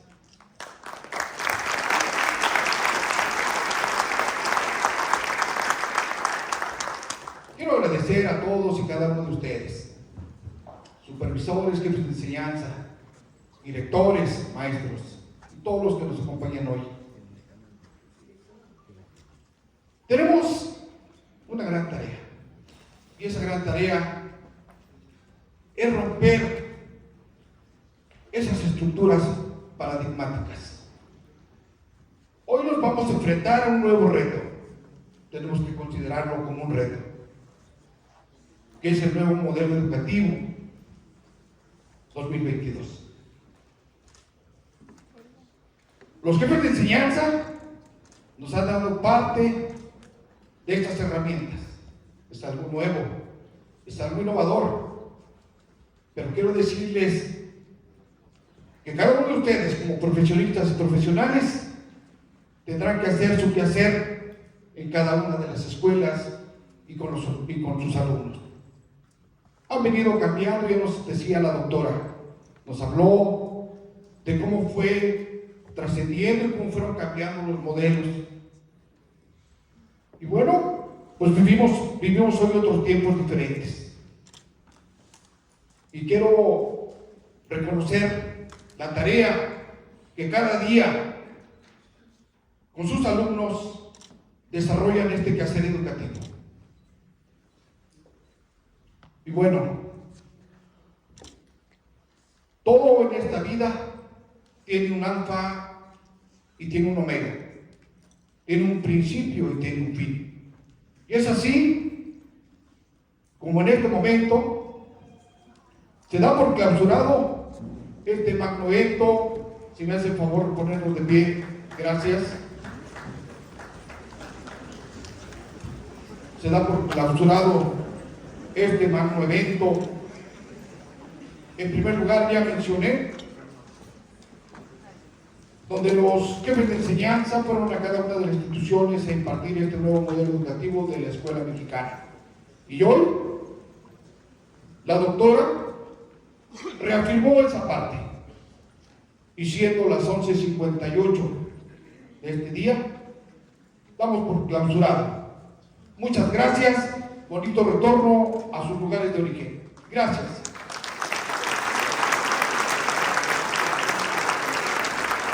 Fuerte aplauso para el maestro Blas Mora Mora, nuestro jefe de departamento. ¿Podemos tomar asiento? Antes de retirarnos, siempre es importante la parte de la evaluación. Cuando hicieron su registro, al momento de ingresar a este recinto, les hicieron llegar los códigos QR. El primero ya lo utilizamos para las preguntas a la ponente. Les vamos a pedir un favor, que en el segundo de estos códigos pudieran hacer la evaluación de la actividad. Es importante para nosotros contar con ella, con la intención de seguir mejorando día con día ese servicio que les brindamos a cada uno de ustedes. Las jefaturas de enseñanza pertenecientes al Departamento de Educación Secundaria General agradecen la asistencia y participación a esta conferencia magistral.